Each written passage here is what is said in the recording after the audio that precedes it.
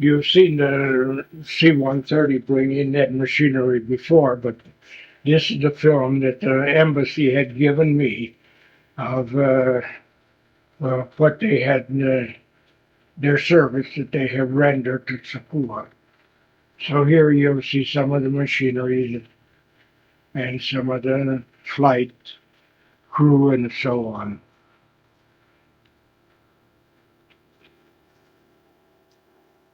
Yes, it was quite something to see that big bird come in and take off. And that's Captain Leap, the pilot.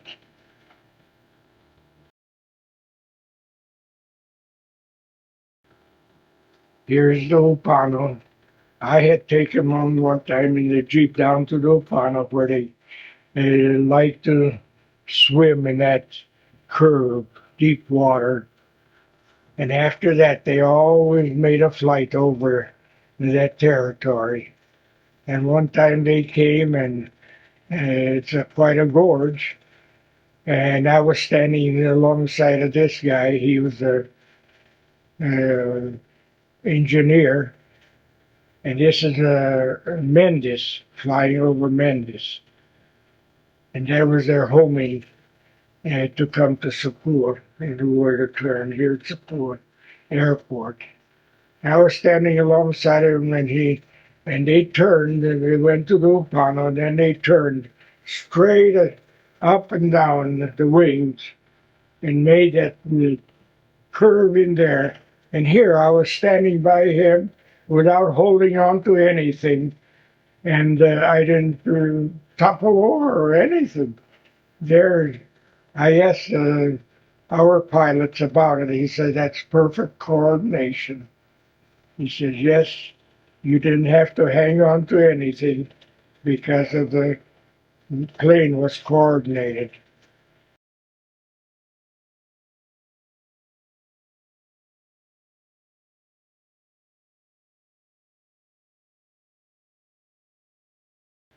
And here they come to Sapua, and here are the Sapua people, all surprised to see that big bird come in. Now some of those people, if they see themselves, uh, what they'll think of it. I had made a tape for Sapua in Spanish with all these pictures, and so they'll be able to see themselves in those pictures and see what they looked like then and what they look like now.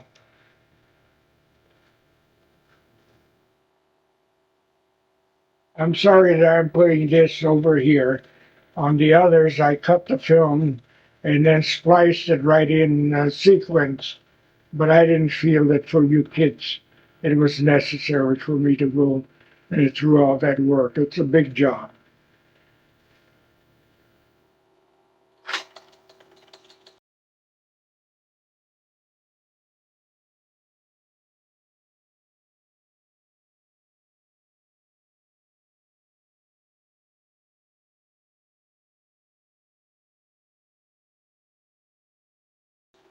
I know the first flight that they came in with the tractor, I think it was the second flight they came in, and with just a light load.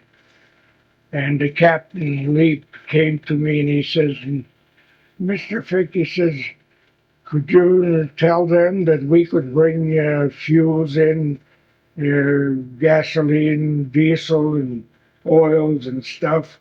We can bring in barrels and barrels every flight we make because we're running half empty. And he says, this runway will take anything. We can come in here with a full 30 tons, but they only let us fly 20 tons at a time. So I got a hold of the engineer, Reyes, and I talked to him and told him about it. And I said, get right on the radio or the telephone to your people in Cuenca and Guayaquil and get them. That's John Hall, the missionary that was with us for a while. and he's interpreting for the pilot.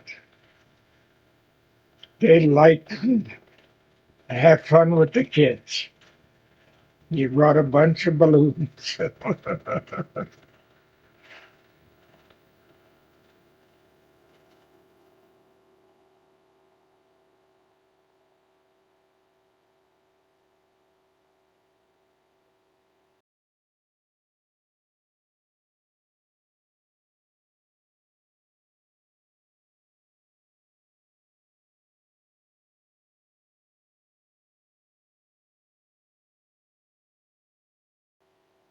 And there was John Hall bringing the crew over to the house. We had invited them, and they said, "Oh no, no, we have our rations. No, we wouldn't bother going in."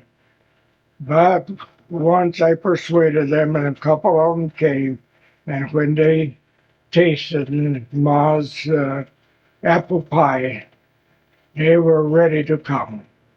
This is up at the school, and here they were giving thanks, showing their appreciation for what the pilots had done for Sakua, bringing all that machinery in. There I am with the microphone interpreting and explaining things. And these are all the school kids, the Catholics in ours, and also the fiscal schools. They came with all kinds of presents to the crew. That's Captain Lee receiving flowers and a snake skin, I believe. That was a beautiful bouquet of flowers for him from one of the girls, and then a snake skin. I was interpreting and explaining to them all these things that were going on.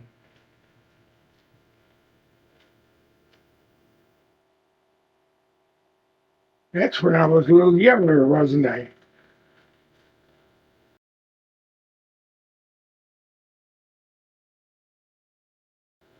Even in Orchid, they brought them.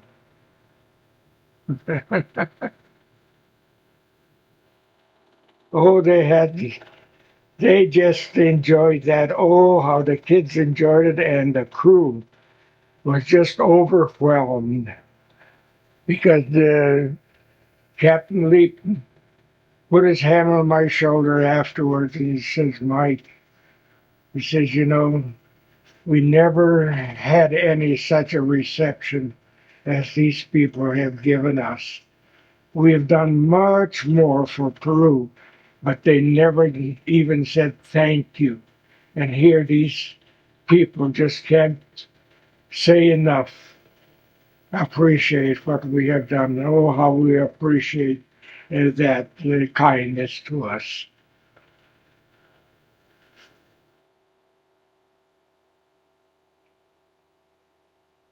Kindness and appreciation means much to any peoples.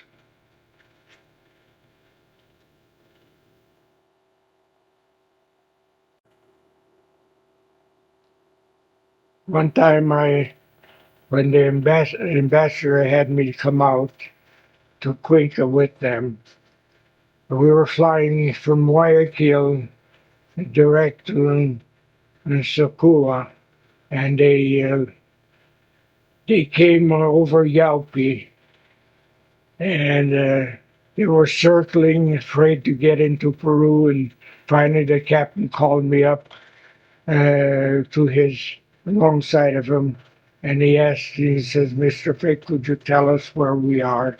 I said, "Well, Captain, what is your uh, what you call it reading that you're going?"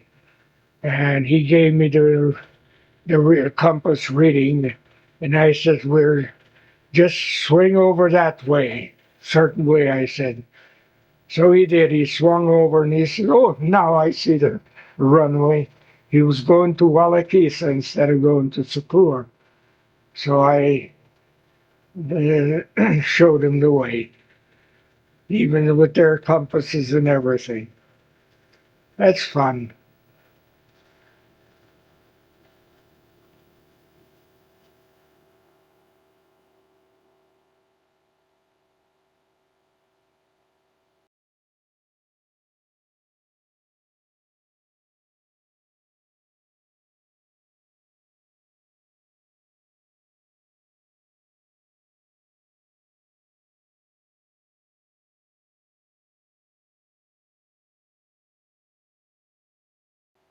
And of course, they had the boat flags out because of the joint venture.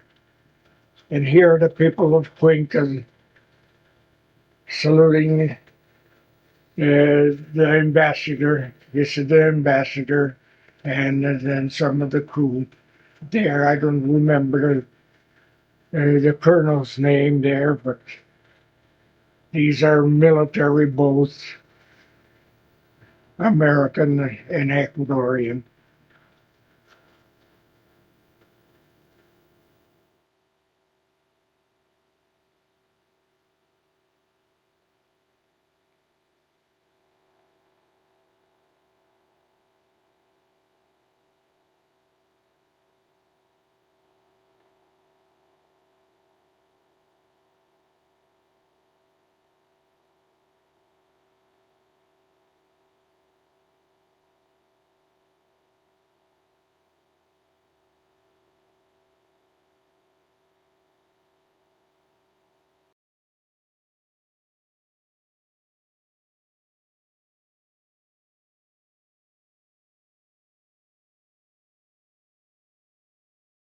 That crew is in Cuenca. We are in Cuenca now, and that's where they had their reception, and then giving them their different diplomas and so on. Captain Leap got his for his work on the thing, and then Colonel, U.S. Colonel that was in charge, got his diploma, or pergaminos, as they say it over there.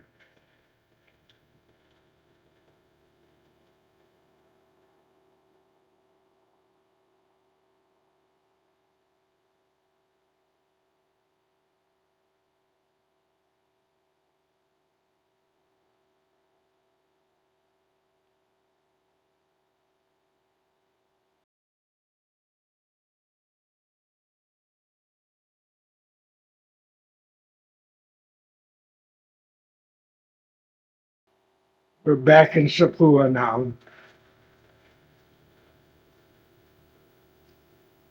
He's the ambassador giving a speech.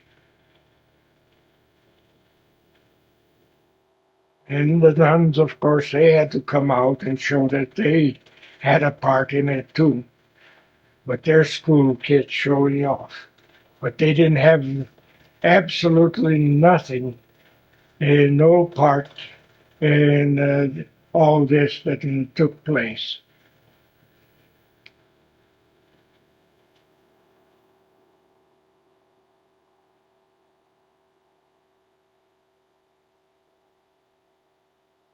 That's von Schutke, the communist priest.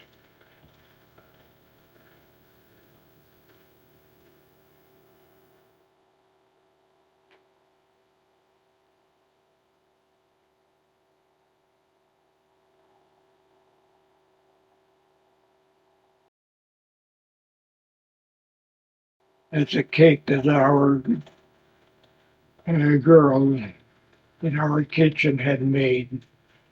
Ma had her make that cake and present it to the ambassador.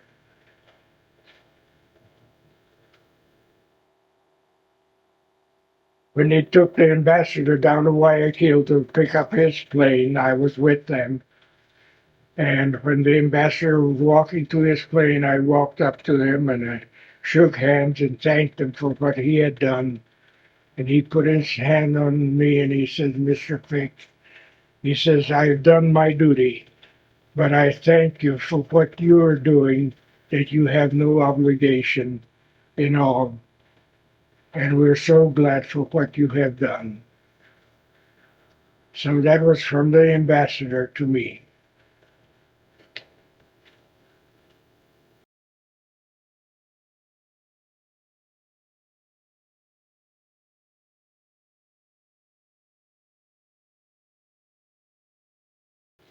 I guess here's the last